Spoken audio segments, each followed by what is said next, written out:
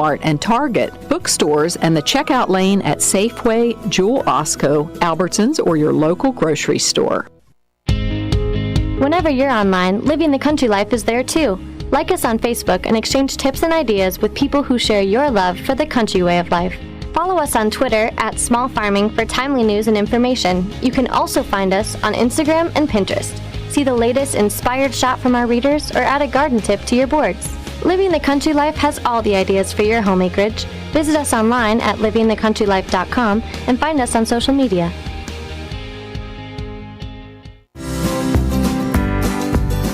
Landscape fabrics are designed to prevent weeds from taking over your garden. They work by preventing sunlight from reaching germinating weeds while allowing air, water, and nutrients through to the plants. They come in rolls, and the cost varies depending on the brand and thickness. Kim Kemper is the Vice President of Marketing for the Jobs Company. She says the landscape fabric you buy should match the project you're using it for. For people who are planting their annual spring flowers for the season, they are going to want to use a lighter weight fabric that's designed to block the weeds for the season for them. They'll cover it with a light covering of mulch, and it will work great for that season because that bed is going to be torn up and replanted. When people are doing something that's a little more of a permanent installation and they're using, let's say, river rock stone, they're going to want a heavier grade fabric that's designed to last longer. Make sure you prepare the ground properly before laying down the fabric. Remove any debris and existing weeds. A lot of times people will put down a little bit of like a granular weed retardant. You want to rake that area so that it's smooth and level, and then you'll put your fabric down and adhere it with either fabric pegs or with garden staples. The lighter fabrics tend to do better with a fabric peg, which is a little plastic peg. The heavier fabrics tend to do better with the staple. At the end of a roll, overlap the next roll a couple of inches so there isn't a gap. Kemper says one thing to remember is that no landscape fabric has 100% weed control 100% of the time. After a year or two, weeds can sprout on top of the fabric layer. Learn more about landscape fabrics and how to use them at livingthecountrylife.com. I'll see you in the country. Living the Country Life. Ideas and inspiration for your place in the country. You can find more information on today's topic, share your tips, and post photos by visiting us online at livingthecountrylife.com. Talk 102.3 FM Riverside. KCAA NBCRadioNews.com. KCAA Loma Linda, 1050 AM, 106.5 FM, and now 102.3 FM.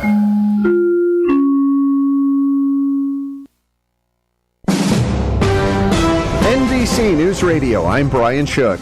The Trump administration plans to impose a 5% tariff on goods coming in from Mexico in response to the number of illegal immigrants crossing into the U.S. On Twitter today, President Trump said the tariff will start on June 10th and will gradually increase until the illegal immigration problem is remedied. Attorney General Bill Barr thinks Special Counsel Robert Mueller could have reached a decision on whether President Trump obstructed justice. In an interview with CBS News, Barr said it's unfair to potentially accuse somebody of a crime when there can be no court resolution of the actual charge. Mueller's final report does not exonerate Trump on obstruction. Arkansas Governor Asa Hutchinson is getting a first-hand look at the flooding in the northwest part of the state. It's hard to imagine the magnitude of the flooding. It is difficult to comprehend. When you see it from the air, the breadth of the flooding. The governor was joined by members of Arkansas's congressional delegation for a flyover tour to survey the damage done by the historic flooding of the Arkansas River. Speaking in Fort Smith, Hutchinson praised the volunteers for pulling together to help their neighbors. Another deadly suicide bombing reported in Afghanistan. At least 6 people were killed Thursday when a suicide bomber set off an explosive at a military training center in Kabul. A number of others were injured in the blast as well. Officials say the bomber, who was on foot, set off the explosive after he was refused entry to the training center. No group has claimed responsibility, but the academy has been targeted in the past. Bill Zimpfer, NBC News Radio. Newly released documents in the Jussie Smollett case show two brothers told police that the Empire actor staged the racist and homophobic attack. Abel and Ola Osundaro were questioned by Chicago police on February 13th and confessed that Smollett planned the alleged assault. You're listening to the latest from NBC News Radio. California headline news. Sanitary conditions at the LAPD Central Station in downtown are forcing state inspectors to take action. Cal OSHA spokesperson Frank Polizzi says an inspection found lots of health problems. Some things Cal OSHA identified were rats and rodents, fleas, roaches, and even flies and gnats, grasshoppers, and mosquitoes. Cal OSHA is fining LAPD $5,000. At least one officer has been diagnosed with typhoid fever. The log ride at Riverside's Castle Park will remain closed indefinitely, according to the Riverside Press Enterprise. That decision follows an accident that left a woman critically injured. And a major sponsor has pulled its support from the minor league baseball team in Fresno. Raisin Company Sunmaid says they're no longer partnering with the AAA baseball team after they showed a video which lumped New York Democratic Congresswoman Alexandria Ocasio-Cortez with the likes of Kim Jong-un and Fidel Castro. The Grizzlies have apologized, calling it a terrible error in judgment. Steve Clausen, California News. They say that if you want to know a person, you should walk a mile in their shoes. Same thing goes for tires. Except Firestone knows it's not just 1 mile, it's many. With the industry-leading 90-day buy and try guarantee, you can test drive our tires for 90 days. Then if you're not fully satisfied with them, we'll refund or replace them for you. Whatever you drive, drive a Firestone. Conditions apply. See FirestoneTire.com for details. Change can happen when you choose it. You can choose treatment and change your addiction to opioids. Medication-assisted treatment, or MAT, is a proven treatment for opioid addiction that significantly reduces the rate of relapse. Covered by Medi-Cal, Medicare, and many private insurance plans, MAT is even available through primary care doctors. Choose a proven treatment option that's right for you. Learn more at choosemat.org and choose Change, California. Individuals and businesses with tax problems, listen carefully. Do you feel like you're losing control over your finances? If you owe over $10,000 in back taxes or have unfiled tax returns, we can help you take back control. The IRS is the largest and most aggressive collection agency in the world, and they can seize your bank account, garnish your paycheck, close your business, and file criminal charges. Take control of your tax problems now by calling the experts at Tax Mediation Services and take advantage of the Fresh Start program and new laws that may allow us to negotiate a settlement for the lowest amount possible. Our team of tax attorneys and enrolled agents can stop collections and get you protected so you can take control of your financial future. Tax Mediation Services is accredited by the Better Business Bureau. Call now for a free case review and a price protection guaranteed quote. Call Tax Mediation Services now at 800-298-8662. That's 800-298-8662. 800-298-8662. Are you ready for a new experience? To see life from another point of view? New hope, new expression, new joy. This is your radio hour. Welcome to Viewpoint with Father John.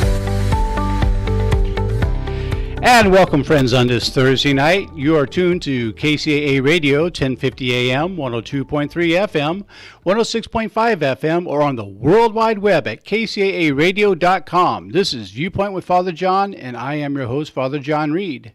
As a reminder, you can follow this program on both Facebook and Instagram. Just go to Viewpoint with Father John. We're really thrilled to have you as part of that family, and it is growing, especially on Instagram. I'm really thrilled about that. So join us, catch some of the videos that we put on there, catch some of the neat photos. If those of you have not seen Boo, we've been doing some videos and stuff with Boo. Boo is our sparrow that Gabby and I rescued 2 years ago this month. So she is our 2-year-old baby. She's a beautiful sparrow. She has a healed leg. When we received her as a baby, she had a broken leg. So she's a very important part. So go on Instagram and see what Boo looks like. I think you'll fall in love with her too. All of God's children are endowed with extraordinary purpose and ability. I'm on a quest to help as many as possible in fully realizing their divinely inspired potential. Disposing a false narrative and embracing genuineness inspires clarity of purpose. My role is to help overcome self-imposed limitations in realizing one's spiritual potential. And brothers and sisters, Viewpoint with Father John is a listener-supported program. You are the ones who keep us on the air each week. So please go to viewpointwithfatherjohn.com, click on the support button, and give what you can. I truly thank you for your support. And also, you'll be glad to know that Dr. John Smith, Elizabeth Preston, and myself on June 22nd are doing a one-day workshop, the Path to Finding Your True Self, and it's for $35. It's going to be in Elizabeth Preston's art studio, and you can go to Viewpoint with Father John, go to the support button, and when you put in for the $35, in the memo just put workshop, and that will be a reservation for that workshop. You want to come to it. Plus, during lunch, there's some great eateries in the area of the art studio, but this is going to be a life-changing one-day retreat workshop. You won't want to miss this. It's worth the $35 and more, and I'm not just saying that because I'm part of it. I'm saying it because I'm working with a couple of really good people. Dr. Smith is a licensed psychotherapist, and Elizabeth Preston, she is a award-winning artist. I'm trying to get my words together here, kids. And she also does creative journaling in a really therapeutic way. In fact, the person who taught the method that she uses will be on the show next week, Lucia. And it's learning to write with both your dominant and non-dominant hands. What's so important about that? What's important about that is you get to different parts of your subconscious mind by getting into those different areas that the different sides represent.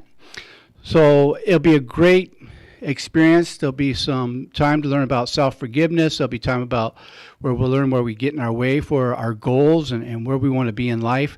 So it's a powerful workshop. So be sure to go to Viewpoint with Father John, the member page there on Facebook, and click for the workshop, and you'll get more information there. Then also, please pay in advance because we do have limited seating. We can only bring in 20 to 25 people, and that's it. Because we also want to have time for people who want to talk to each one of us individually, and that will allow us to do it. It'll go from 10 in the morning to between 2:30 and 3 in the afternoon, depending on how big of a lunch we all have and how sleepy we are. So, also, I'd like to invite you to buy a copy of my book, Close Your Eyes So You Can See Me. The premise of this book is that we are all God's children, and that we don't need any more self-improvement. Rather, what we need is self-discovery.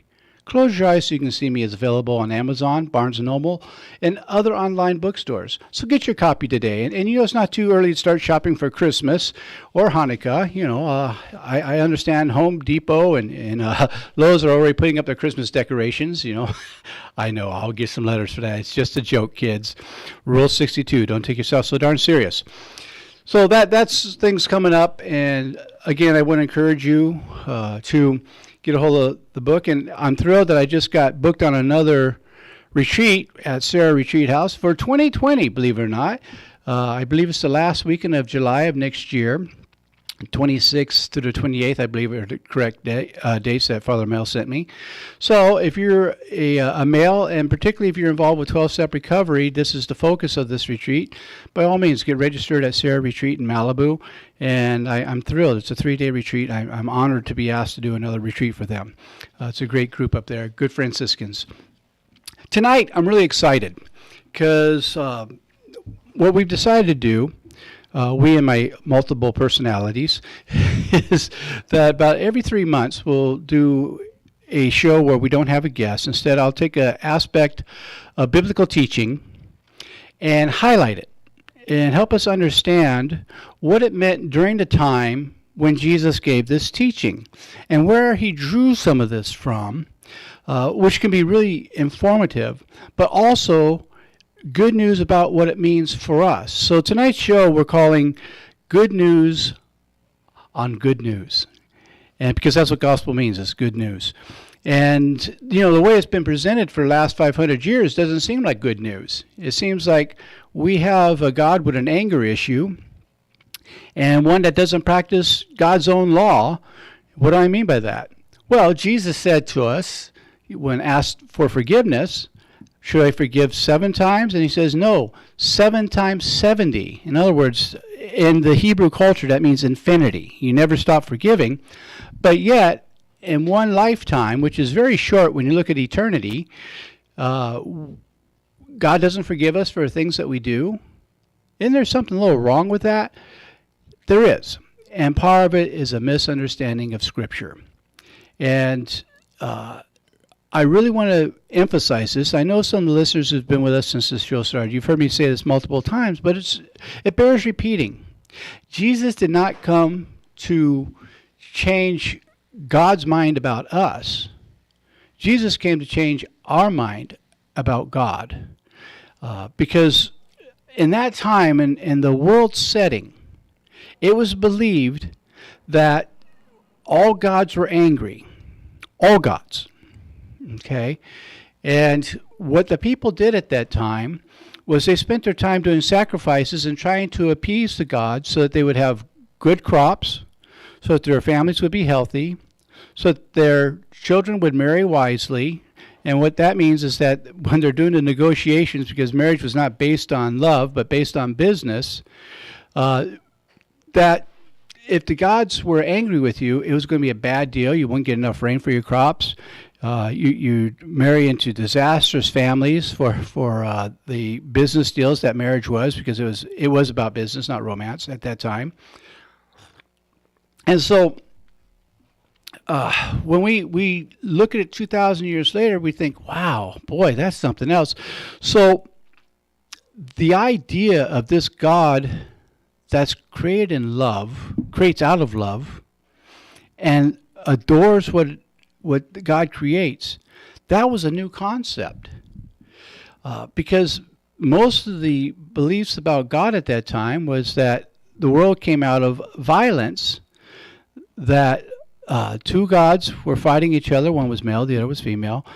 And one god put the smack down on the other, cut them in half, used half the body for the heavens and the other half for the earth. Now, this is metaphorical, of course. Okay, this is not meant to be literal. And one of the problems with biblical translation these days, or interpretation, is too many people try to take something that was metaphorical and make it literal, and that's why it doesn't work. And that's how we wound up with this seemingly angry God that can't be appeased, but yet tells us to be more loving. In fact, makes us more loving than God would be. So that helps point to what some of the problem is. Now, in our Jewish brothers and sisters, the way that Genesis came about, which is a love poem, it's a poem. Okay, it's not historical. It was never meant to be historical. And when people try to make it historical, that's why they get in so much trouble. But even the beginning of it, the engine behind this God is love, not violence. And really what's kind of neat is what made Judaism so different than the other religions is all religions were tribal. And one kingdom would fight with another kingdom, and whosever kingdom won, their God was stronger than the other God. Well, the God of Isaac, of Jacob, of Abraham, he says, I'm going to do something different. Now, when we say his, remember, it was a male population or dominance at that time for the way the system was set up. So, if you have problems with God being masculine, that's okay. God is, neither male nor female, yet both at the same time. But we like to have something to identify with. So now we've covered that. So here's this God that says, your tribe's going to be different. Your tribe is going to bless all other tribes. That was a novel concept in religion. Because instead of going out and conquering other kingdoms and proving that we had the best tribe and the best God, our job at the prompting of our God was to go out and bless others and do things with love, practice hospitality. So there's a lot here. And so we're going to come a minute early to our first commercial break because I don't want to interrupt the middle of this because this is very important stuff. So in 2 minutes and 2 seconds, we'll be back. But continue with us because this is really good news on good news. You're listening to Viewpoint with Father John. We'll be back in 2 and 2.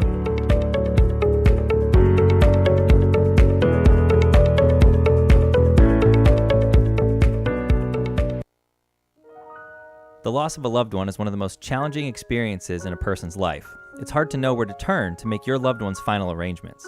Jesse Ruiz at Personal Funeral Planning in Ontario will treat you and your loved one with the respect you deserve.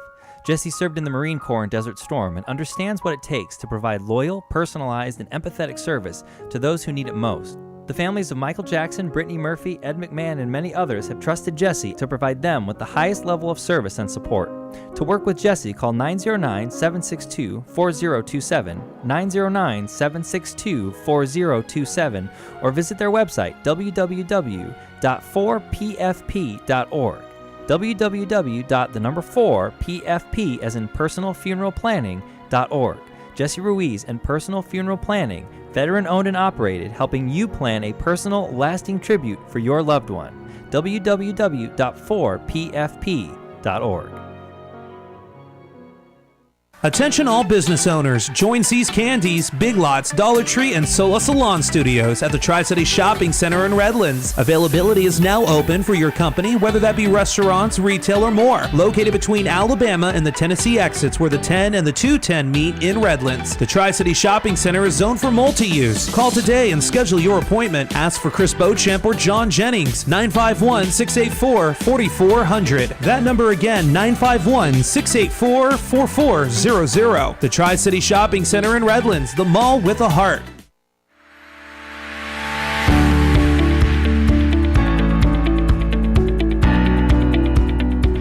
And welcome back. You're tuned to KCAA Radio, 1050 AM, 102.3 FM, 106.5 FM, or on the World Wide Web at kcaaradio.com. This is Viewpoint with Father John, and I am your host, Father John Reid. And by the way, this does go over on YouTube. Some of you are watching on Ustream right now, which I thought was an appointment with my urologist when I first heard it, but it's something else. But anyhow, you can always see all of our shows. If you go to Viewpoint with Father John, KCAA on YouTube, you can get all of our old shows. Also, you can go to KCAAradio.com, and they archive every show we do. Just press on the show, and it'll show you where you can download it, MP3. But you can't see my pretty smiling face unless you go to YouTube. So, I'll see you on YouTube. And tonight, I want to put a little shout out to our engineer, Frank. How you doing tonight, Frank? I didn't mean to wake you up. I'm sorry. I was having a great nap, too. I know. He's wearing this Kitten on the Keys T-shirt, and I had to tell him where that came from, and he looked at me like, you are really, really old. So he's been dissing me all night. So those of you who really have sympathy for me, please write letters to Frank and let him know to be loving. I would love to hear them. I love to hear them. Well, it's good to have you here tonight, Frank, and thanks for being here. He's our sound engineer now, so if you don't like the way this show sounds or something I say, I'm always subject of the engineer, so blame Frank. I just read this stuff. So anyhow, when we left, we were talking a little bit about the Old Testament, about Genesis, and what made this so different, that instead of having a God that wanted sacrifices, this was a God that wanted us to bless others. That was the sacrifice God wanted from us. This was really tangible. And for the first time, it was the idea of a God that cared about creation and didn't just want to get things from the created. That was really, really different back then. So, what does that have to do with what we're doing now? Well, all that's very important to lead up to where we get with Jesus, because Jesus is Jewish. Jesus never stopped being Jewish. Jesus loved being Jewish. And Jesus and the Christ are two different things. A lot of people don't know that. They think Christ is Jesus' last name. It's not. The proper way to say it is Jesus the Christ. Okay? And Jesus taught things that were a different interpretation on what we call the Old Testament, what they call the Torah. So I'm going to get into some of that now because this is really good news for people like you and people like me, because this changed everything. It took the power from the top down and put it from the bottom up. And it was really scandalous. It's still scandalous. It's so scandalous we still have trouble believing it. So instead we replace what Jesus taught with rules because it's so scandalous to actually love everybody, not just members of your tribe. Good heavens. That is incredible news. So let me give you some examples of that. Okay? When you are a Jewish young man, unfortunately they didn't do this with young women. Okay? Don't blame me. I wasn't there. Okay? Call your local rabbi and ask him why it happened. I don't know. I'm going to get in trouble for that, I know, as soon as I get back to Claremont. So anyhow, when you were a young man, young boy, and you went to Hebrew school, and you would study the Torah, we're not talking about necessarily reading it, we're talking about memorizing it. Up until the age 12, you memorized the first 5 books, the Talmud, word for word. Now, when you reached the age of reason, which they believe was about age 12, if you were the best of the best, you went on to memorize the rest of the Bible, or the Old Testament, the Pentateuch. And so, if you were the best of the best of the best there, Harvard, Yale, International Reform University, sorry, I had to throw that in there, California Christian University, sorry, I was required. But anyhow, if you're the best of the best, you would then go to a rabbi and ask him to take on his yoke. What does that mean? Because you heard Jesus say, take on my yoke, it's easy. Well, the yoke meant that you could do things the way of the rabbi. You can teach the way that that rabbi also taught. And so what would happen is the rabbi would grill you. He'd ask you questions. He would talk to you for a while. It was a lengthy process. And at the end of it, he would either say, yes, I believe that you can do what I do, the way that I do it. You may take on my yoke. And you became his disciple. However, he may also say to you, I can see that you love God very much, but you're not going to be a rabbi. I don't believe you can do what I do. Go and ply your family trade, and maybe you'll have a son that will be a rabbi, but you don't have what it takes to do what I do. So, that being said, here comes Jesus, because people ask, why did James and John and all the others leave what they were doing and just follow Jesus? When he says, come follow me, I'll make you fishers of men. Or you open H Salt Fish and Chips or something. And so here comes Jesus coming down the street, or down the beach, as we say in my generation, bebopping down the road. And here's James and John plying the family trades. What does that mean? Well, fathers were fishermen, so they're out helping fathers. It meant they didn't make the cut. They weren't the best of the best. They were plying their family trade. And Jesus says to them, come with me, I'll make you fishers of men. He called them as disciples. This is a big deal. I can just see Zebedee, the father of James and John, going home that night to his wife and saying to her, do you notice who's not with me? Do you see the boys are not here? They're with the rabbi. The rabbi, he says, come with me. And the next day, he would be in the town center, and all of his friends would be there, and he'd be speaking really loud so everybody could hear. He said, you notice my sons are not with me? Do you know why my sons are not with me? They're going to be rabbis. The rabbis called him. The Rabbi Yeshua called him. Be very proud. And Why is that good news for you and me? The reason why that's good news for you and me is these were not the best of the best. They were plying the family trade. They were told, you can't do this. You don't have what it takes to do it. And Jesus saw something different. Jesus said to them, I believe you can do what I do. These weren't scholars. These are people who would be what we would call C students. D students if you went to Chafee. And he's calling them to go with him. This was astonishing. This was unheard of. And it was a huge thing a huge honor for the disciples, for James and John and the rest. And something else is going on here, which is so important, is the fact that he had such confidence in these people that had no confidence in themselves. It was life-changing for them. Life-changing for them. What does that mean? It means that God has more belief in us than we have in God. And that God is more for us than we are for God. So here comes Jesus. He brings them along. And he's telling them, you can do these things. Even at one point he says, these things I have done, you shall do, and far greater things shall you do. Now, when you're a disciple, you follow your rabbi everywhere. Even into the latrine, as we guys who've been around the military say. That's the restroom for those of you who don't know military talk. And it's true. They would follow, because they want to do everything like their rabbi.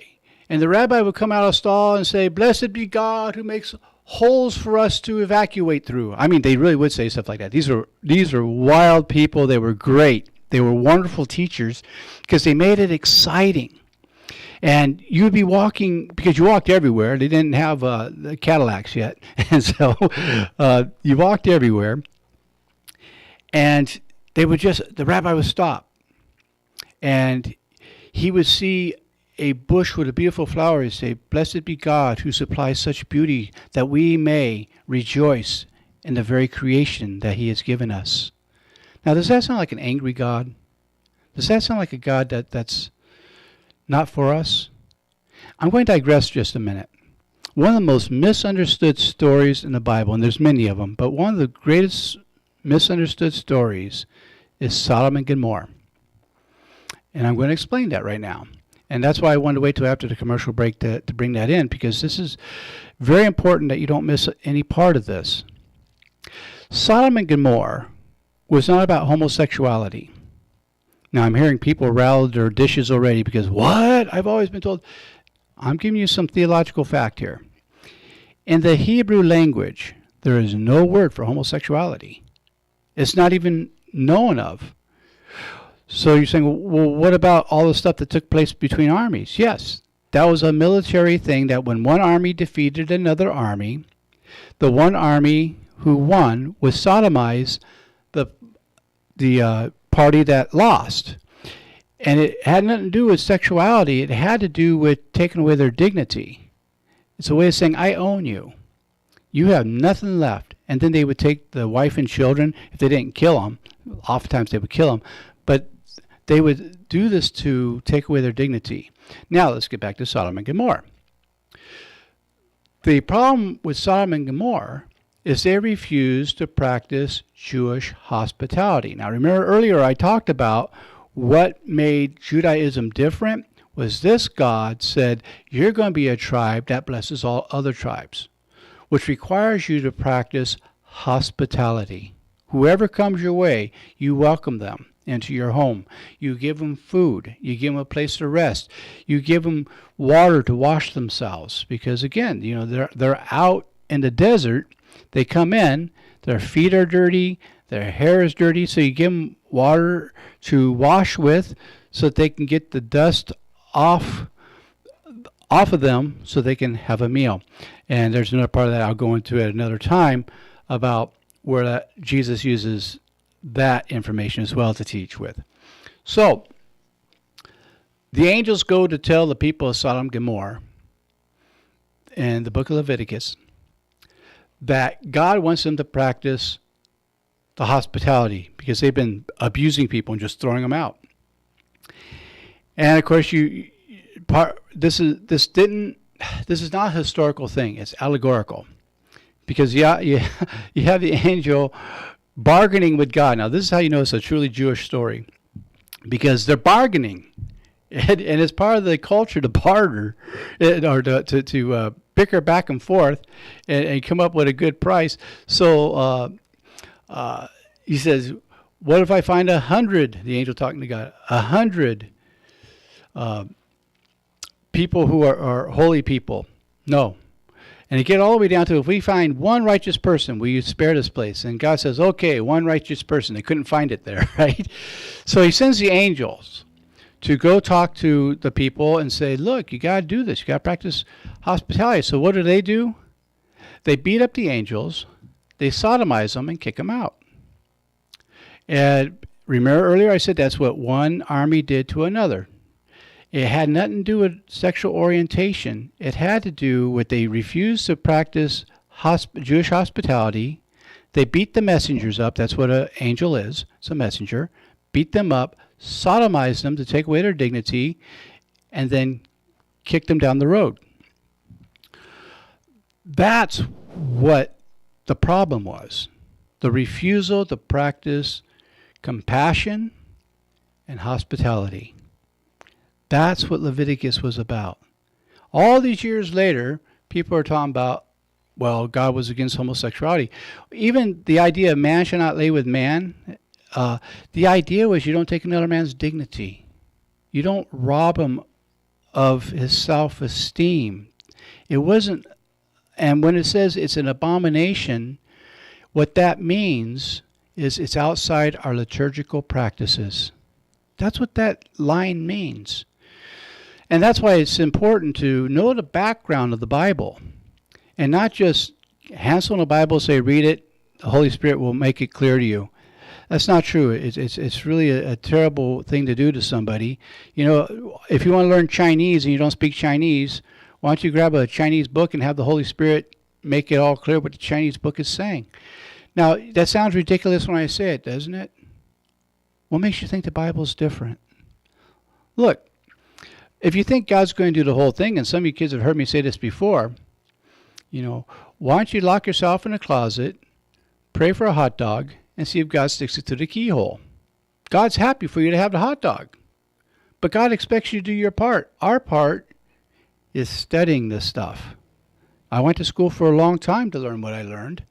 And as many of the traditional clergy do, we go to school for a long time. So that when we pass down this information, we can give you a little background on it to help you understand what we're talking about. So here comes Jesus. I told you it's going to go different directions a little bit tonight, but it all comes together, I promise. So here we have Jesus, who takes the people who are not the best of the best of the best of the best, makes them his disciples. And then he does something even worse than that. He allows women to be disciples. That there was enough to get him strung up. That was such a cultural faux pas. You just didn't do that. Jesus did. Jesus was the first to stand up for women's rights and women's worth. That's good news. We still haven't gotten that lesson yet. And that's why women don't make as much money as men do. And that's why men are still telling women what to do, because we haven't learned that lesson that there are equal, not substandard to us. God is equally expressed in male and female alike. Different but the same. And when I say different but the same, do enjoy the differences we have between male and female. One of the problems I'm having with society right now is the fact that we're trying to make everything one. It's not meant to be. Rejoice in how you're made.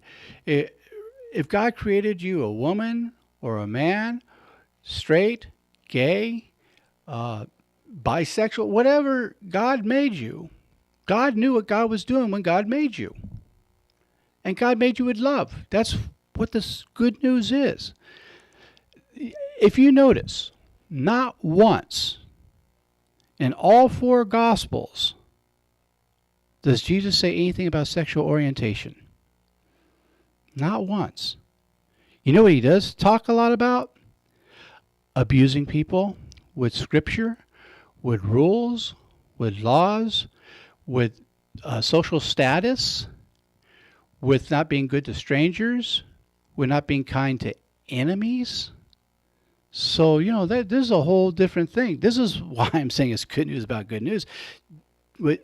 I truly believe something that Richard Rohr says. And Richard Rohr is one of my heroes. Those of you who know me know that's true. I don't want to say I'm addicted to his writings, but I've only read 27 of his books.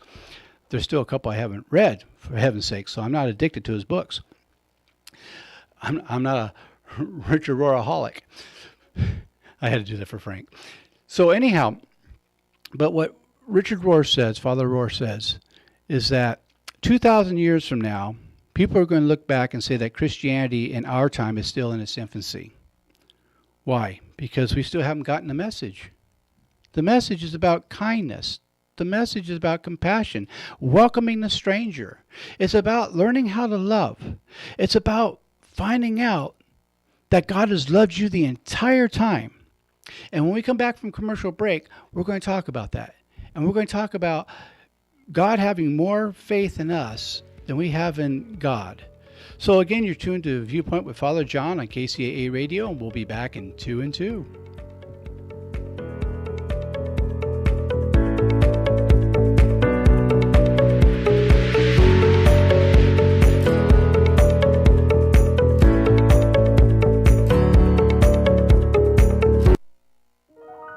The loss of a loved one is one of the most challenging experiences in a person's life. It's hard to know where to turn to make your loved one's final arrangements. Jesse Ruiz at Personal Funeral Planning in Ontario will treat you and your loved one with the respect you deserve.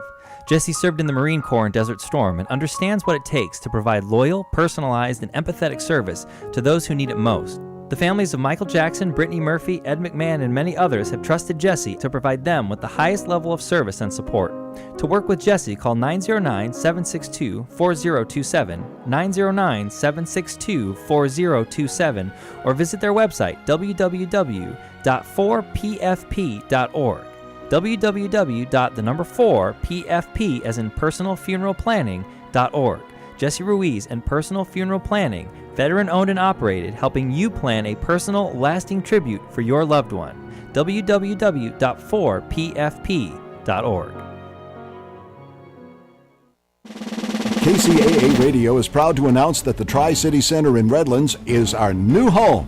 We're fortunate to be located among some of the best businesses in the region. Among our neighbors are Ray Chiropractic, Brace Connection Orthodontist, Pain Solutions Medical Massage, Rent-A-Center, MVP Staffing Agency, Jenny Craig, Salon Centric, and many more. The Tri-City Shopping Center is located just off the I-10 between Alabama and the Tennessee exits in Redlands. The Tri-City Center is the mall with the heart.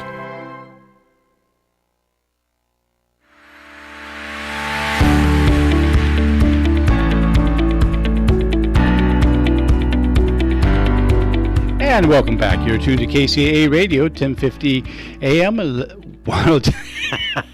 What station are we on? We're on KCAA Radio on 1050 AM, 102.3 FM, 106.5 FM, or on the World Wide Web at kcaaradio.com. And I just can't get through this tonight. You know what? I see, you took away my sacrificial wine, and I'm just no good. I mean, yeah, without my Thunderbird, I can't talk. So it's an Irish thing. Anyhow, welcome back. And I'm sorry I can't even tell you what station I'm on anymore. I mean to. A reminder that on the 22nd of next month, I can't believe that's so close now, Dr. John Smith, Elizabeth Preston, and myself, we're doing a one-day workshop in the People's Republic of Claremont, California. It goes from 10 a.m. to 2:30 or 3 in the afternoon, depending on what our question and answer period will be like. It's only $35. You can go to Viewpoint with Father John on Facebook, and you'll see the event there, and it will take you where you can click on the link there, and it'll take you where you can pay for your seat there and get registered. You can RSVP there. So please come to this thing. You'll really be glad you did. I'm really thrilled to be working with such talented people who bring a lot of talent to the table and a lot of information and good sense, just plain good sense. So when we left, I said we were going to talk a little bit about this concept of God believing more in us than we do ourselves. Let me give you an example. We know about when the disciples are on the boat and there's kind of rough seas going on, but Jesus has stayed behind on shore. And then they look up and they see Jesus walking on the water towards them. They're terrified. Now, during biblical times, water was terrifying to our brothers and sisters of the Jewish faith. Well, and many of that area too, but many cultures at that time. Water was very mysterious. That's why you hear so many things about water, like the Great Flood, things like that, sea monsters. It was because they were very afraid. It was mysterious. And they just didn't know because it was so deep and what kind of things happen in there. And they believed that ghosts actually can come in and out of the water. So here they see Jesus walking towards them on the water. They're terrified. They think he's a ghost. And we all know the line where he says, "Be not afraid, it is I." And so Peter says, because he knew Jesus wouldn't ask him to do anything that Jesus didn't believe he could do. Remember, when you're following a rabbi, the rabbi believes you could do everything that they're doing. So he says, "Teacher, if it is you, command me to come to you."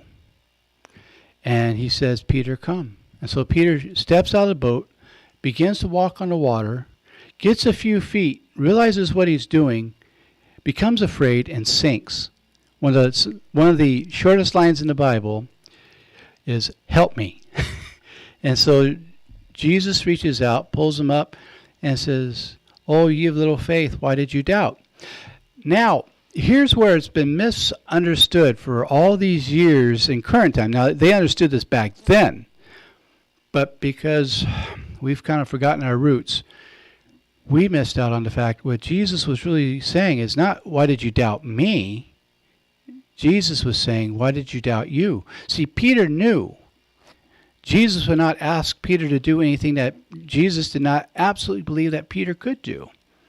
So when Jesus said to him, "Come to me, walk on the water," Jesus knew that Peter could do it. And for a few seconds, Peter knew that he could do it because he knew Jesus believed in him. But he got out a little bit and it was beyond where his subconscious was, as we say today. And he became afraid and he started to sink. Now, Jesus didn't call him an idiot. He says, "Ye of little faith, why didn't you believe?" And what he meant is, why didn't you believe in yourself? I believe in you. Now that's good news. Jesus believed in Peter more than Peter believed in Peter. And so Jesus is telling him, look, you can do this. You can do this. And also later we hear him say, "These things I have done, you shall do, and far greater things shall you do than I have done." This is powerful stuff.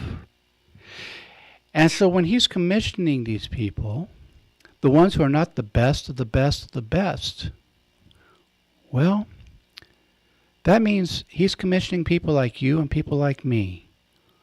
Because I don't know about you, but I'm not the best of the best of the best. And I've shared this on the show a few times, and those of you who've read my book, Close Your Eyes So You Can See Me, have read this in the book. It's a very personal story about when I was celebrating Mass with my bishop at the time, very kind man. And we're in his private chapel. There's only room for about 10 people there. And for those of you who are not familiar with the term concelebrating, what it means is I'm helping do the Mass. We're taking, turns doing the prayers, helping to serve the Eucharist, which is the communion.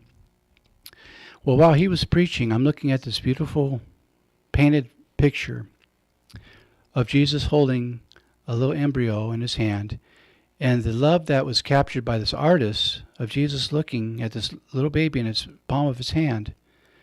Well, I got lost in that. And then suddenly, I was hit to the fiber of my being that I was not called into the priesthood out of virtue. Rather, God said, "In spite of your iniquities, I can use you to love." It was so prophetic, I couldn't even speak. I couldn't even finish the Mass. All I could do is sit there and weep.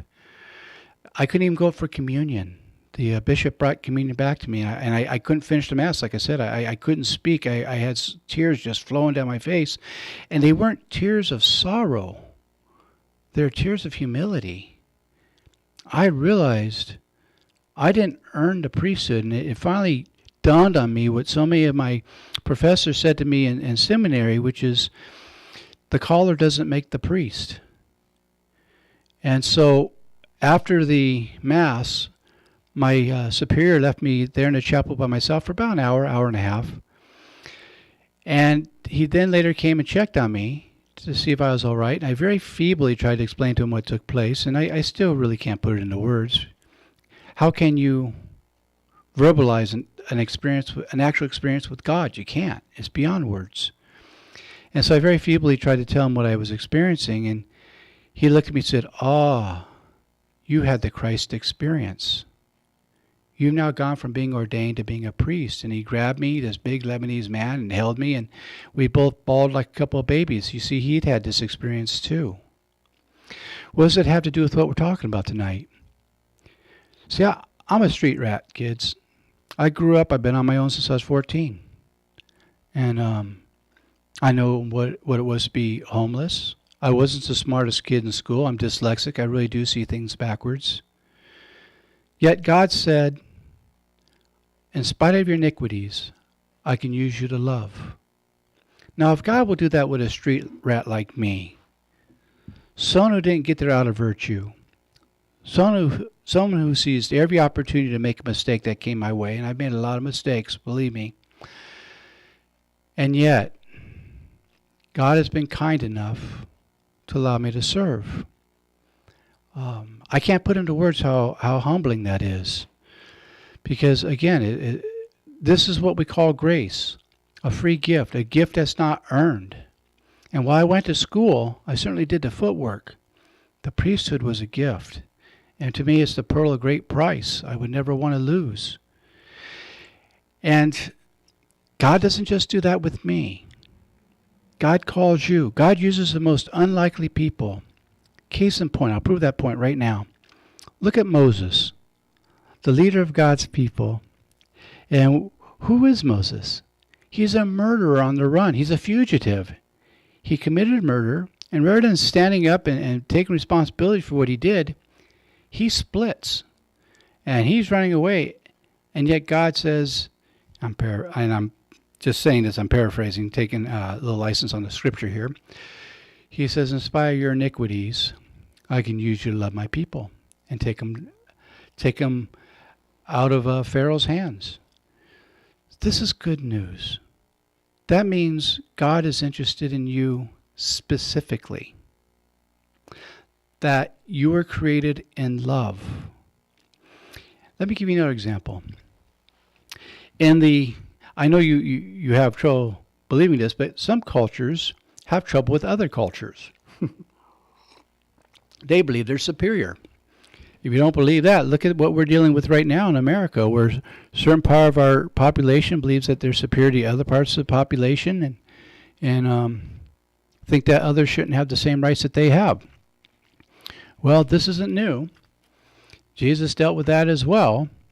And so here's Jesus. He's out, and there's a Samaritan woman at the well that Jacob gave them. Now that means it's a holy place.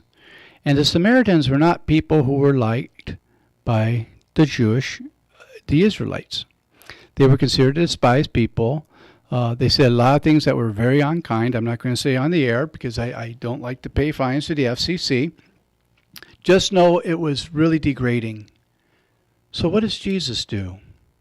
I want you to listen to this very carefully.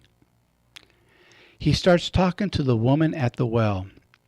Asks her for water. This was such a social faux pas. You didn't do this. First of all, men didn't talk to women, particularly if they were married women. And if you're Jewish, you really didn't talk to Samaritan women. I mean, he almost lost his disciples right there. They almost left. This was such a terrible thing that he did. It breaks everything that says that you're a polite Jew. And he did it anyhow. But let's go further. What makes this even greater news is Jesus talks about, talks to her and then talks about the relationship. And she says she didn't have a husband. She says, you're right that you haven't had a husband. You've had 5. And the man you're living with now, what we say in my generation, shacking with, isn't your husband. Now, he didn't condemn her. He loved her. He healed her. He gave her her dignity. Did you hear that? He gave her her dignity. That's beautiful. How many people in the religious world do we say, well, they don't belong? They're not good enough to join our church. They have to go before the board to find out if they're able to be a member of our fellowship. Boy, that goes absolutely against what Jesus did. Jesus just took someone who he's not even supposed to talk to. And he loves her and he heals her life. And she goes and tells the other people, and they all come and spend time with him. These people are supposed to have nothing to do with the Jews, and Jews nothing to do with them. And he makes them a new community. That's powerful. That means every one of us count. And Jesus continued to break these barriers and taking it further and further and further to make it clear. God does not have stepchildren. I'm going to take you to another part of the gospel to prove this point even further. A lot of people know about when Jesus went into the temple and he turned the tables over on the money changers and people selling the doves and stuff. Do you know why Jesus was angry and why he took the cords and made whips out of them? Well, in the temple, there was a place for the Jewish people to pray, and there was supposed to be a place for the Samaritans. And the money changers set up their booths and stuff where the Samaritans were supposed to be able to pray so that they couldn't go pray. And Jesus would have nothing to do with it. And that's why he called it a den of thieves. They were robbing people of their dignity and robbing them of the ability to worship in a way that is meaningful to them and to pray to the place that was blessed for them to pray in. And Jesus says, no, God has nothing to do with that. God loves all these people. So, this is supposed to be a teaching about love, a teaching about healing lives. One more. Let's talk about the adulteress. She wasn't a prostitute. That was a bad translation later. The adulteress who was caught in the act, and they're getting ready to stone her. Now, keep in mind, they only stoned the woman. Seems to me that there's 2 involved with adultery. Otherwise it's just, like most of my Saturday nights when I was a teenager, all alone. Okay, so they're going to stone her. And, of course, Jesus is doing something really kind of neat, which I don't have time to get into now because we're coming down to the last 5 minutes, but he leans down and starts writing in the dirt. And one night I went to a whole show just on what he's writing in the dirt because it was significant. Very significant. And the people around her knew what that was about. But that's for another day. But he says, let he who is without sin cast the first stone. Well, nobody can throw a stone because everybody has made mistakes. And so they're all leaving. He's taking the fun out of it. So the only ones there is the woman and Jesus. Now, I can hardly tell this part without filling up with tears because it means so much to me. Because this was my aha moment of how deep God's love goes. So Jesus says to the woman, "Woman, now where are your accusers?" And she says, "No, Lord, just you." And he says to her, "No, neither do I condemn you. Go and sin no more." What does that mean, go and sin no more? Does that mean be perfect and never making mistakes? No, it means you don't have to live this way anymore. I'm healing your life. I love you right where you are, and because I love you, you're not going to have to do this anymore. You're worth more. So he didn't punish her, make her feel bad. He didn't say, you know what? You've sure been a real stinker, and you I should let him stone you. He didn't. He said, neither do I condemn you. And that's a little bit of what I got in that chapel that very special day when I could no longer speak because I was so moved by God's love, was neither do I condemn you. Brothers and sisters, I don't know about you, but through my life there's been many things I've held against myself that I thought I could never forgive myself for. Just mistakes being human, because we're all human. That's as high as we get on this platform is human. And through the love of some spiritual directors and some friends that I hold sacred to my heart, I learned how to forgive some of those places. And that's one of the things we'll be talking about in the workshop, by the way, is self-forgiveness. So Jesus was teaching her she's lovable. God hasn't given up on her. Brothers and sisters, God hasn't given up on you. And if God hasn't given up on you, well, who are you to give up on you? And if God has forgiven you, well, who are you to not forgive you? Are you better than God? And I don't say that to be mean. I say that for you to think about. You are loved. You are not a mistake. I don't care how you were conceived. You were conceived because God said, I want to express my love in you and through you. And so right there is just the beauty, the good news of the good news. Alan Watts talked about that we are, each one of us, an individual of everything that's happening in the universe, the great creation. We're connected to all of it. Jesus was saying the same thing. We're all connected. And that's why he was nonviolent. Why he said, love your enemies. Why he said to welcome strangers. Why he said to heal the sick and to feed the poor. To take care of the widows and the children. Brothers and sisters, Jesus brings us good news. What are we going to do with it? Are we just going to say, well, let's just worship God? Let's just worship Jesus, which he never said to do. Or we're going to follow what Jesus taught us to do, which is to love one another. It doesn't matter what religion you are or lack thereof. You are created according to our holy scriptures, and each religion has holy scriptures, and each one of them is holy. It is a mistake to say that ours is holy and theirs isn't. But all holy texts talks about we are made of love, and we're supposed to love each other. So I hope this night has been informative to you, that you really found some good news in the good news. And we'll come back in about 3 months and do this again. Next week I have Lucia coming as my guest, who is a great author. And I'm very excited to have her. And then she has an event coming up the following Saturday. And so thank you again for spending this evening with me. And if no one's told you this week that they love you, let me be the first. And hopefully you'll be here again next week on Viewpoint with Father John. God bless. KCAA Loma Linda.